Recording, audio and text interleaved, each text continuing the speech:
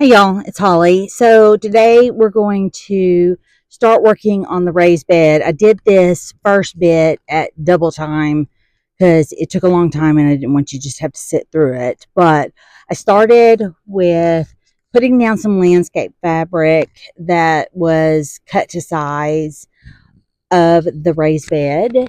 You saw my husband come through there pretty quickly.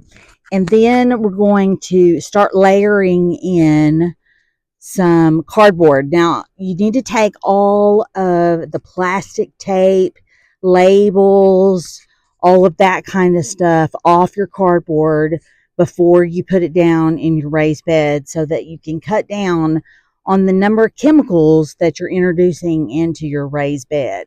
And you're going to put a couple of layers here, just kind of overlapping them in areas. And then I try to get some up the sides of the raised beds, just to kind of give as much coverage as possible, so that you can cut down on things like weeds coming through your raised bed. Because ultimately, you want to have the fewest number of weeds coming through as you possibly can. But also, this first layer of raised bed is your first protection on losing moisture, and you want to keep as much moisture as you can. So I wetted the cardboard down really good a couple of times, walked all over it, and we gathered up some sticks and put them in here. I'm not putting a whole bunch of sticks or stems or branches in here because my beds are only a foot deep. So that makes it where you don't have to have as much stuff in the bottom of it, to fill it up. Some people like their beds to be 2 or even 3 feet deep, and when you have them that deep, you end up having to put a lot of stuff in the bottom, because soil is very expensive.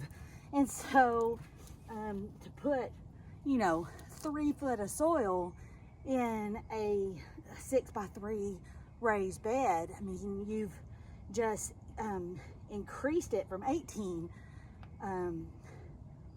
cubic feet basically to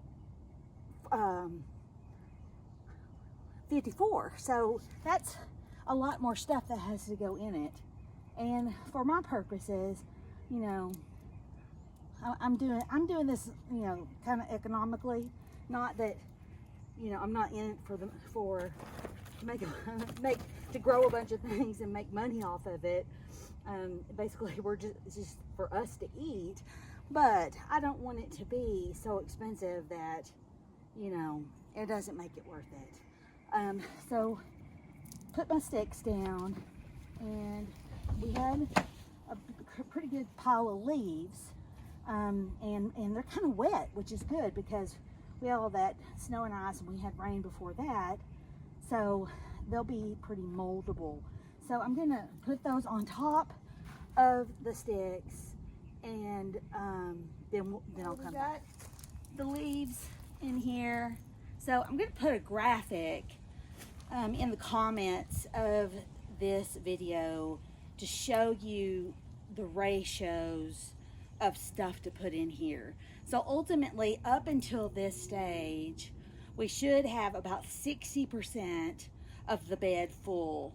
And I think it's probably more like 50% for me, but given that I'm dealing with a 1 foot bed instead of something that's taller, I think that adjustment is appropriate. If and you kind of just have to play it by ear sometimes, because your area may not be like mine. You may not have a whole bunch of leaves and things to put in there, and maybe your bed is overall smaller. So it's really a rule of thumb, not so much a absolute. So just think of it that way. So I'm going to get this really, give it a good drink, and then I'm gonna let this rest and settle, and then another day we will load it up with compost and some manure and some peat moss and also some really good dirt. Okay, and I probably just cut my head off in that whole part of it, but if I did, I did.